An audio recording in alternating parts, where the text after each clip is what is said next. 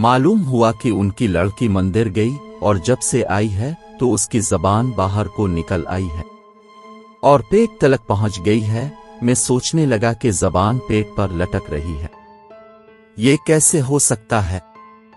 उस्ताद साहिब ने अपने साथ लाया हुआ पानी पिया और फिर मुझे दिया कि तुम भी 2 घूंट भर लो, साथ ही मुझे अस्कार की तलकीन की। इसी दौरान हम महाराज श्री रावस्ता के घर में दाखिल हुई। ये एक औसत दर्जा का मकान था और कदीम हिंदू तर्ज पर तामीर किया गया था। छोटे कमरे जो अब जेर जमीन मालूम हो रहे थे।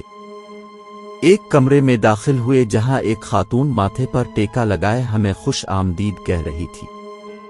उस्ताद साहिब एक तरफ बैठ गए और महाराज श्री रावस्ता अंदर चले गए अपनी बेटी को लाने। कुछ देर में वो आए तो चादर में लिपटी हुई एक 17 साल लड़की भी अंदर आई। उसने चादर ओढ़ रखी थी। लड़की जिसका नाम गालिबन सावित्री था, और उसने जब चादर हटाई तो उसकी हालत देख पर उबकाई होने लगी। इसकी जबान लटक कर उसके पेट पर आई थी और उसमें ऐसे बिल पड़े हुए थे जैसे रस्सी में होते हैं।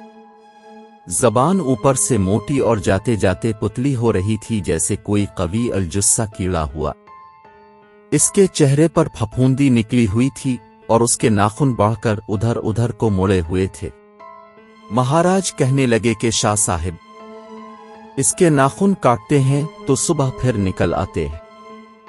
सावित्री एक चुड़ैल मालूम हो रही थी और इतनी भयानक सूरत आज तक मैंने नहीं देखी।